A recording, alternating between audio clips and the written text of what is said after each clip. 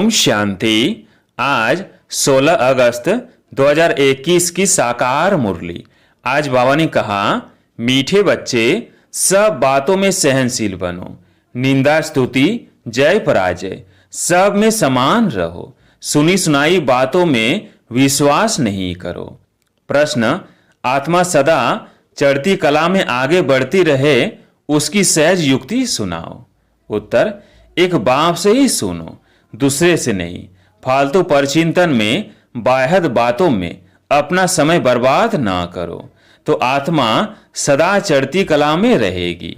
उल्टी सुल्टी बातें सुनने से, उन पर विश्वास करने से अच्छे बच्चे भी गिर पड़ते हैं, इसलिए बहुत संभाल करनी है।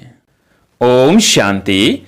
मीठे मीठे बच्चों को अब स्मृति आई है कि बरोबर आधा कल्प हमने बाप को याद किया है, जब से रावण राज्य शुरू हुआ है। ऐसे भी नहीं कोई पूरे आधा कल्प याद किया है, नहीं, जब जब दुख जास्ती आया है तब तब याद किया है। अभी तुमको पता पड़ा है कि भक्ति मार्ग से हम उतरते आए हैं। ड्रामा का राज बुद्धि में है, मुख से कुछ कहने का भी नहीं है।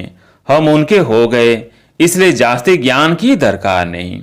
बाप के बने तो बाप की जायदाद के मालिक हो गए, कुछ कर्मेंद्रियों से करने का नहीं रहता। भक्ति मार्ग में भगवान से मिलने के लिए कितने यज्ञ तप दान पुण्य आदि करते हैं। जहां भी जाओ सब जगह तीर्थ मंदिर अथाह है। ऐसा कोई मनुष्य नहीं जो सारे भारत के तीर्थ और अथाह मंदिर आदि घूम सके। अगर घूमे भी तो कुछ मिलता नहीं। वह घंटा घड़ियाल आदि कितना घमासान है। यहाँ तो घमासान की बात नहीं, न गीत गाने न तालियां बजाने की बात है।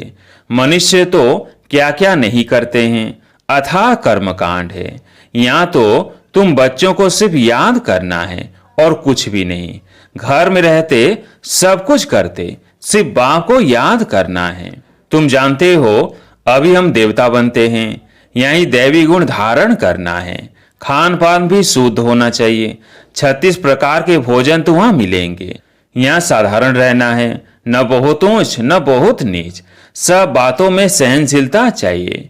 निंदा स्तुति जय पराजय सर्दी गर्मी ये सब कुछ सहन करना पड़ता है। समय ही ऐसा है। पानी नहीं मिलेगा, यह नहीं मिलेगा। सूर्य भी अपनी तपत दिखाएगा। हर चीज तमो प्रधान बनती है। यह सृष्टि ही तमो प्रधान है, तत्व भी तमो प्रधान है, तो ये दुख देते हैं। निंदा स्तुति में भी नहीं जाना है। बहुत है जो झट बिगड़ पड़ते हैं। किसने उल्टा सुल्टा कुछ किसको सुनाया, क्योंकि आजकल बातों की बनावट तो बहुत है ना। कोई ने कुछ कहा, तुम्हारे लिए बाबा यह कहते हैं कि इनको देह अभिमान है, बाहर का सो बहुत है। यह किसी ने सुनाया, बस बुखार चढ़ जाएगा, नींद भी फिर जाएगी। आधा कल्प भी झट बुखार चढ़ा दे, झट पीले हो जाएंगे। तो बाप कहते हैं कोई भी ऐसी बाह्य बातें नहीं सुनो। बाप कभी भी किसकी कोई की निंदा नहीं करते हैं। बाप तो समझाने लिए ही कहते हैं। उल्टी सुल्टी बातें एक दो को सुनाने से अच्छे अच्छे बच्चे भी बिगड़ पड़ते हैं। तो ट्रेटर बन बाह्य बातें जाकर एक दो को सुनाएंगे। भक्ति मार्ग में भी कैसी कैसी कहानियां बनाई हैं। अभी तुमको ज्ञान मिला है तो तुम कभी भी हे राम व हाय भगवान भी नहीं कह सकते। यह अक्षर भी भक्ति मार्ग के हैं। तुम्हारे मुख से ऐसे अक्षर नहीं निकलने चाहिए। बाप सिर्फ कहते हैं, मीठे लाडले बच्चों आत्म अभिमानी बनो। कितना प्यार से समझाते हैं। किसकी भी बात नहीं सुनो, फालतू पर चिंतन नहीं करो। एक बात पक्की कर लो, हम आत्मा है। आत्मा अविनाशी है, शरीर विनाशी है। आत्मा ही संस्कार धारण करती है। अब तुम बच्चों को आत्म अभिमानी बनना है। द्वापर से तुम रावण राज्य में देह अभिमानी बनते हो, इसलिए अब देही अभिमानी बनने में मेहनत लगती है। घड़ी घड़ी बुद्धि में यह आना चाहिए कि हमको बेहद का बाप मिला है। कल्प कल्प बाप बरसा देते हैं, अब उनकी मत पर चलना है। उनके लिए गायन है, तुम माता पिता, वह सब संबंधों का सुख देने वाला है। उनमें सब मिठास है। बाकी और मित्र संबंधी आदि दुख देने वाले ही हैं। एक ही बाप है जो सबको सुख देने वाला है। रास्ता भी बिल्कुल सहज बताते हैं कि अपने को आत्मा समझ मुझ बाप को याद करो। बाप समझाते हैं यह कोई नई बात नहीं है। तुम जानते हो हर 5000 वर्ष बाद हम ऐसे बाप के पास आते हैं। यह कोई साधु संत नहीं है। तुम कोई साधु संत आदि के पास नहीं रहते। बाकी हाँ, बाप कहते हैं प्रवृत्ति मार्ग के संबंध से तोड़ निभाना है, नहीं तो और ही खिटखिट हो जाती है। युक्ति से चलो। प्यार से हर एक को समझाना है कि देखो अभी विनाश का समय नजदीक है। यह आसुरी दुनिया खत्म होनी है। अब देवता बनना है, दैवी गुण यह धारण करना है। प्यार से समझाना चाहिए। देवताएं भी प्याज लहसुन आदि तो खाते नहीं। हम भी मनुष्य देवता बनते हैं तो हम ये कैसे खा सकते हैं? तुमको भी राय देते हैं ये छोड़ दो। ऐसी चीजें हम खाते नहीं हैं। अभी तुमको बेहद का बाप दैवी गुण सिखलाने वाला मिला है तो सर्वगुण संपन्न यहाँ ही बनना है। यहाँ बनेंगे तब फिर भविष्य नई दुनिया आएगी। यह ऐसे ही होता है जैसे रात के बाद फिर दिन होता है। अब रात की अंत में ही दैवी गुण धारण करने हैं तो फिर सुबह हो जाएगी। अपनी परीक्षा हरेक को आप ही लेनी है। ऐसे नहीं कि बाप तो सब कुछ जानते हैं। तुम अपने को देखो ना। स्टूडेंट ऐसे कभी नहीं कहेंगे कि टीचर तो सब कुछ जानते हैं। इम्तिहान के दिन नज़दीक आते हैं तो बच्चे खुद भी समझते हैं हम कितना पास होंगे, किस सब्जेक्ट में हम ढीले हैं। मार्क्स कम लेंगे फिर सब मिलाकर पास हो जाएंगे। ये समझते हैं तो इसमें भी अपनी जांच रखनी है। हमारे में क्या कमी है? मैं बहुत मीठा बना हूँ, सबको प्यार से समझाना है। हम आत्माओं का बाप परम पिता परमात्मा है, मनुष्य की बात नहीं। हम निराकार को भगवान कहते हैं। भगवान रचता एक ही है, बाकी सब है रचना। रचना से किसको वर्षा नहीं मिल सकता, कायदा नहीं है। अब सर्व रचना का सदगति दाता एक ही रचता बाप है। उसमें साधु संत सब आ गए है तो सब आत्माएं ना। हाँ, मनुष्य अच्छे बुरे तो होते ही हैं। पोजीशन ऊंचा नीचा होता है। सन्यासियों में भी नंबर वार है। कोई तो देखो भीख मांगते रहते, कोई को सब पांव पड़ते हैं। तुम बच्चों को भी ऊंच बनना है, बहुत मीठा बनो। कभी भी क्रोध से बात नहीं करनी चाहिए। जितना हो सके प्यार से काम लो।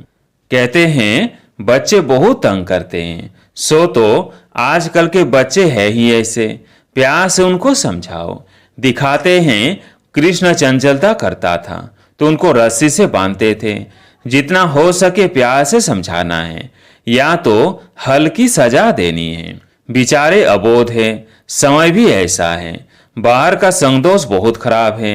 अभी बेहद का बाप कहते हैं तुम्हें मूर्ति आदि रखने की कोई दरकार नहीं है, कुछ भी मेहनत करने की दरकार नहीं है। शिव का चित्र भी क्यों रखे, वह तो तुम्हारा बाप है ना। घर में बच्चे बाप का चित्र क्यों रखेंगे? बाप तो हाजिरा हजूर है ना। बाप कहते हैं मैं अभी हाजिर नाजिर हूं ना, फिर चित्रों की तो दरकार नहीं। मैं बच्चों को बैठ समझाता हूँ। कहते हैं बाप दादा को देखें। अब बाप तो है निराकार, उनको देख न सके, बुद्धि से समझ सकते हैं।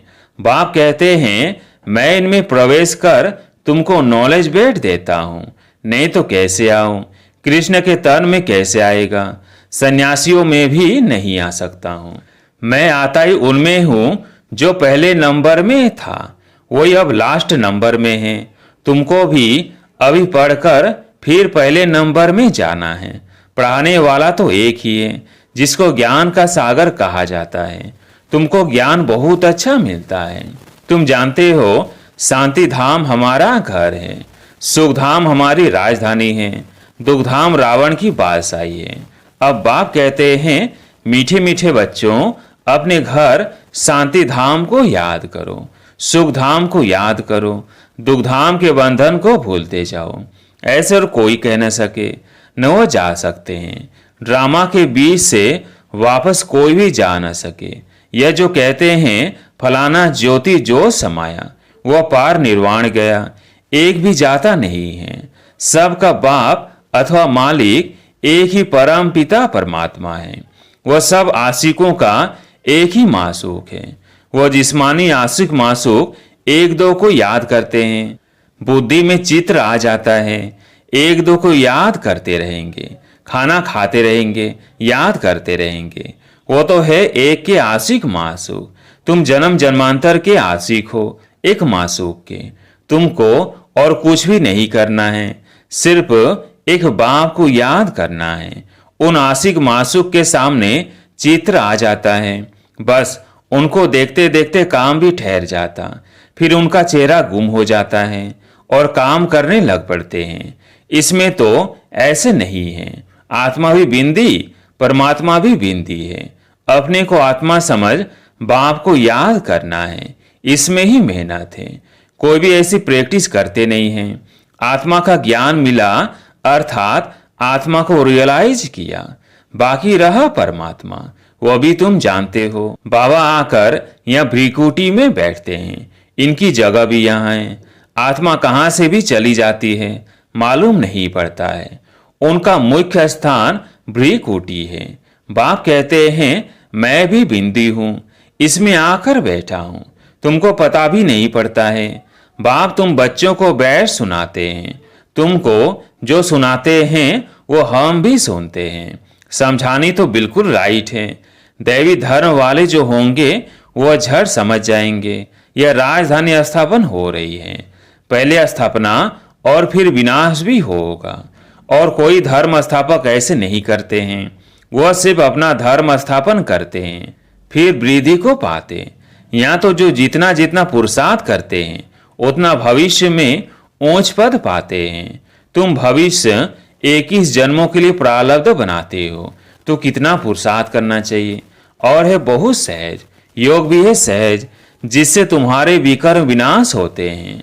बाप कहते हैं मैं गारंटी करता हूँ, कल्प कल्प मैं ही आकर तुम बच्चों को पावन बनाता हूँ। वहाँ पतित एक भी होता नहीं। ज्ञान भी कितना सहज है। 84 जन्मों का चक्र कैसे लगाते हैं वह भी बुद्धि में नॉलेज है। हमने 84 का चक्र लगाया है, यह निश्चय रखना है। निश्चय में ही विजय है। ऐसे नहीं कि पता नहीं हम 84 जन्म लेते हैं, वह कुछ कम। जबकि तुम ब्राह्मण हो तो तुमको निश्चय होना चाहिए, बरोबर हमने 84 का चक्र भोगा है। यह तो बहुत सारी समझानी है। बच्चों को समझाया है। यह चित्र सब दिव्य दृष्टि से बाप ने बनवाए हैं, करेक्ट भी कराए हैं। शुरू में जब बनारस में बाबा एकांत में रहते थे तो ऐसे चक्र दीवारों पर बैठ निकालते थे। समझते कुछ नहीं थे यह क्या है। खुशी होती थी, साक्षात्कार होने से जैसे उड़ जाते थे। यह क्या होता है समझ में नहीं आता था। तुम जानते हो जो चित्र पहले बने थे वह फिर बदलकर नए नए बनाते गए हैं। अभी नए नए चित्र कल्प पहले मुआफिक बनते जाते हैं। सीढ़ी का चित्र देखो कितना अच्छा है, इस पर समझाना सहज है। देरी से आने वालों को और ही सहज समझानी मिलती है। अभी नए नए जो आते हैं 7 दिन में सारा नॉलेज समझ लेते हैं, पुरानों से भी आगे जा रहे हैं। कोई कहते हैं पहले आते थे तो अच्छा था। अरे ये भी फिक्र मत करो, आगे आते थे और भागंती हो जाते थे तो देरी से आने वालों को तो सहज तख्त मिलता है। पहले जो थे देखो वे फिर अब है भी नहीं, खत्म हो गए। पिछाड़ी में रिजल्ट का मालूम पड़ता है कौन पास हुआ। नए नए निकलते हैं और झट सर्विस पर लग पड़ते हैं, पुराने इतना नहीं लगते। नई नई बच्चियां सर्विस से दिल पर चढ़ी रहती है, पुराने कितने तो खत्म हो गए। इसलिए बाबा कहते हैं जिनको सर्वोत्तम ब्राह्मण कुल हुसन कहा जाता है उनमें भी कोई आश्चर्य सुनंती भागंती हो जाते हैं। जो गाया हुआ है वह प्रैक्टिकल हो रहा है। अच्छा, मीठे मीठे सिकिलधे बच्चों प्रति माता पिता बाप दादा का याद प्यार और गुड मॉर्निंग। रूहानी बाप की रूहानी बच्चों को नमस्ते। हम रूहानी बच्चों की रूहानी बाप दादा को याद प्यार गुड मॉर्निंग नमस्ते नमस्ते। धारणा के लिए मुख्य सार। पहला पॉइंट, अपनी जांच आप ही करनी है। देखना है मैं बहुत बहुत मीठा बना हूं, हमारे में क्या क्या कमी है। सब दैवी गुण धारण हुए हैं, अपनी चलन देवताओं जैसी बनानी है। आसुरी खान पान त्याग देना है। दूसरा पॉइंट, कोई बाहर बातें न सुननी है और न बोलनी है, सहनशील बनना है। आज प्यारे मीठे बाबा का वरदान, कर्मातीत स्टेज पर स्थित हो, चारों ओर की सेवाओं को हैंडल करने वाले सिद्धि स्वरूप भव। कर्मातीत स्टेज पर स्थित हो, चारों ओर की सेवाओं को हैंडल करने वाले सिद्धि स्वरूप भव। आगे चलकर चारों ओर की सेवाओं के विस्तार को हैंडल करने के लिए भिन्न भिन्न साधन अपनाने पड़ेंगे, क्योंकि उस समय पत्र व्यवहार या टेलीग्राम टेलीफोन आदि काम नहीं करेंगे। ऐसे समय पर वायरलेस सेट चाहिए। इसके लिए अभी अभी कर्मयोगी, अभी अभी कर्मातीत स्टेज में स्थित रहने का अभ्यास करो, तब चारों ओर संकल्प की सिद्धि द्वारा सेवा में सहयोगी बन सकेंगे। स्लोगन, परमात्म प्यार की पालना का स्वरूप आपकी सहज योगी जीवन है। परमात्म प्यार की पालना का स्वरूप आपकी सहज योगी जीवन है। अच्छा, ओम शांति।